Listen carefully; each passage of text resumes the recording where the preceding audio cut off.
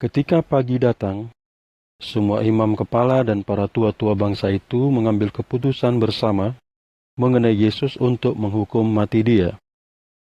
Dan mereka mengikat Yesus, lalu membawa dan menyerahkannya kepada Gubernur Pilatus. Ketika Yudas yang menyerahkan Yesus melihat bahwa Yesus dijatuhi hukuman, ia merasa menyesal dan mengembalikan 30 keping perak kepada imam-imam kepala dan para tua-tua.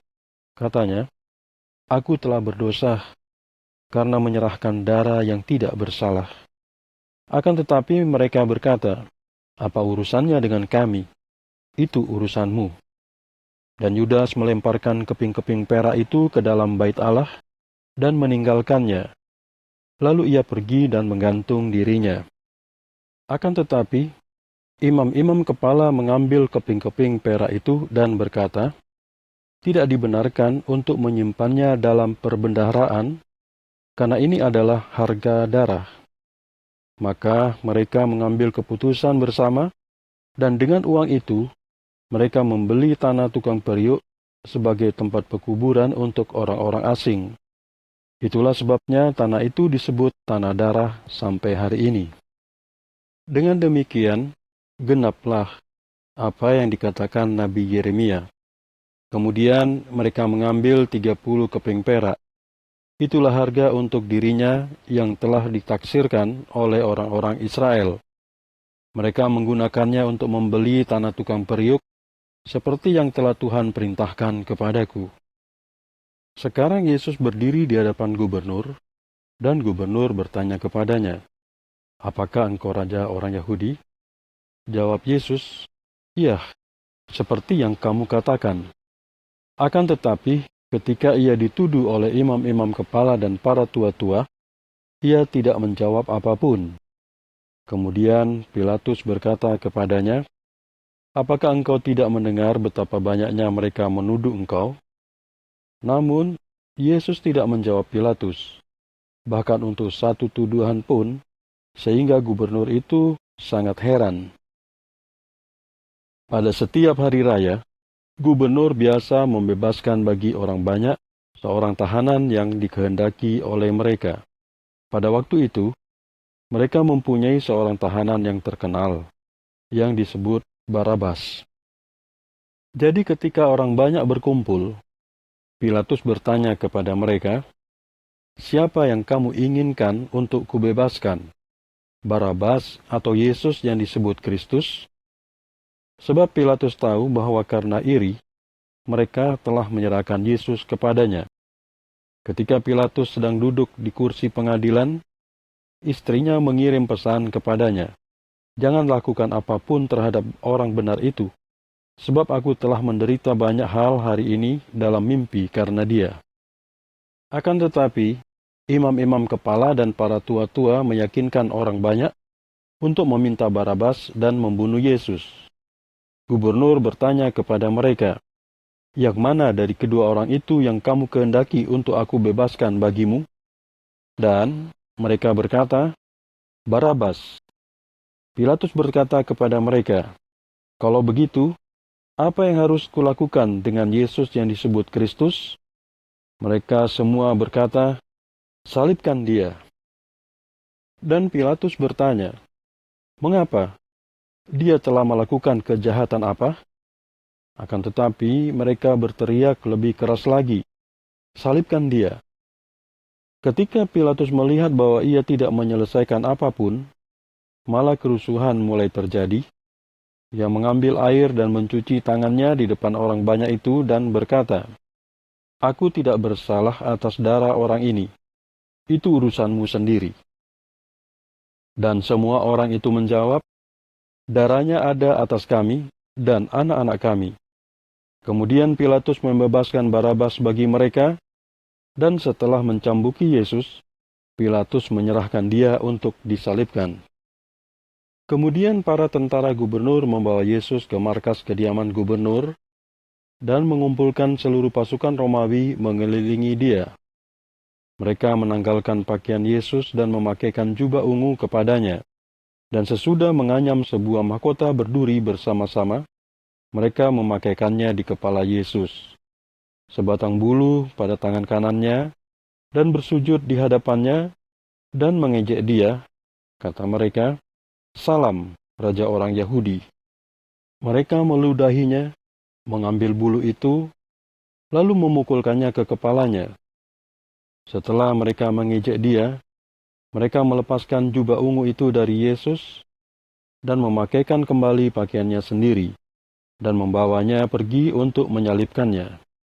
Ketika para tentara itu keluar, mereka menjumpai seorang laki-laki dari Kirene yang bernama Simon. Mereka memaksa Simon untuk memikul salib Yesus. Dan ketika mereka tiba di sebuah tempat yang bernama Golgota, yang berarti tempat tengkorak, mereka memberinya anggur untuk diminum yang dicampur dengan empedu, dan setelah mengecapnya, dia tidak mau meminumnya. Ketika mereka menyalibkan Yesus, mereka membagi-bagikan pakaiannya di antara mereka dengan membuang undi. Kemudian mereka duduk dan mengawasinya di situ.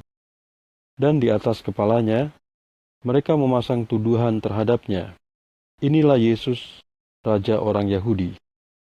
Pada saat itu, ada dua orang penjahat yang disalibkan bersama dengan Yesus. Satu di sebelah kanan dan yang satu di sebelah kiri. Dan orang-orang yang lewat menghujat dia sambil menggeleng-gelengkan kepala dan berkata, "Engkau yang akan merobohkan bait Allah dan membangunnya kembali dalam 3 hari. Selamatkanlah dirimu sendiri. Jika engkau anak Allah, turunlah dari salib itu." Demikian juga imam-imam kepala bersama ahli-ahli Taurat dan para tua-tua mengejek Yesus.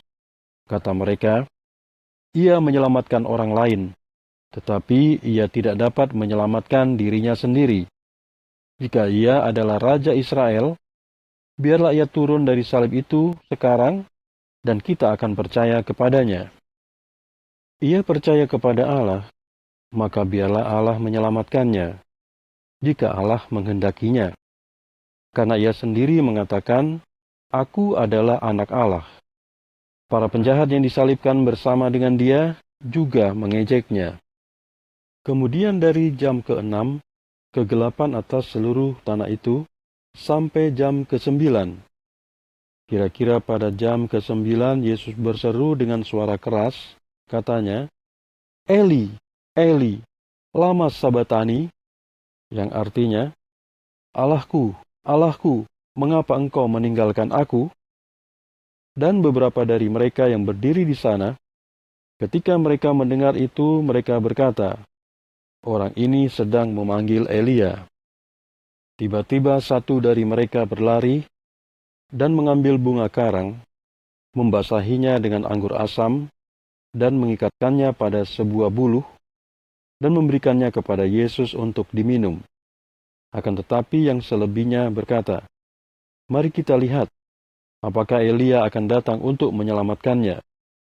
Dan Yesus berseru sekali lagi dengan suara keras, dan menyerahkan rohnya. Dan lihat, tirai dalam bait Allah robek menjadi 2 bagian, dari atas sampai ke bawah, dan bumi berguncang, dan batu-batu terbelah. Kuburan-kuburan terbuka, dan banyak tubuh orang-orang suci yang telah mati dibangkitkan. Dan setelah keluar dari kuburan-kuburannya, sesudah kebangkitan Yesus, mereka masuk ke kota suci dan memperlihatkan diri kepada banyak orang. Kepala pasukan dan mereka yang bersama dengannya mengawasi Yesus. Ketika mereka melihat gempa bumi dan segala hal yang terjadi ini, menjadi sangat takut dan berkata, "Benar, ia adalah anak Allah." Di sana ada banyak perempuan yang melihat dari kejauhan, yang mengikuti Yesus dari Galilea untuk melayani dia. Di antara mereka ada Maria Magdalena, Maria ibu Yakobus dan Yusuf, serta ibu dari anak-anak Zebedeus. Ketika hari mulai malam, datanglah seorang yang kaya dari Arimatea bernama Yusuf, yang juga telah menjadi murid Yesus. Ia pergi kepada Pilatus dan meminta tubuh Yesus. Lalu Pilatus memerintahkan agar tubuh Yesus diberikan kepada Yusuf. Dan Yusuf mengambil tubuh Yesus dan membungkusnya dengan kain linen yang bersih, dan membaringkannya dalam kuburan yang baru miliknya sendiri, yang sudah ia gali pada bukit batu. Lalu Yusuf menggulingkan sebuah batu besar ke pintu kuburan itu dan pergi. Dan di sana ada Maria Magdalena dan Maria yang lain sedang duduk di hadapan kuburan itu. Pada hari berikutnya, yaitu hari sesudah persiapan untuk Sabat, imam-imam kepala dan orang-orang Farisi dikumpulkan ke hadapan Pilatus. Mereka berkata, "Tuan, kami ingat bahwa ketika si pembohong itu masih hidup, ia pernah berkata, 'Setelah 3 hari aku akan bangkit lagi.' Karena itu perintahkanlah supaya kuburan itu dijaga sampai hari yang ketiga. Kalau-kalau murid-muridnya mungkin datang dan mencurinya, dan berkata kepada orang banyak, 'Ia sudah bangkit dari antara orang mati.' Dan penipuan yang terakhir ini akan lebih buruk daripada yang pertama." Pilatus berkata kepada mereka, "Kamu mempunyai penjaga. Pergi, jagalah sebagaimana yang kamu tahu." Lalu mereka pergi dan mengamankan kuburan itu bersama dengan regu penjaga, serta menyegel batu penutup kubur.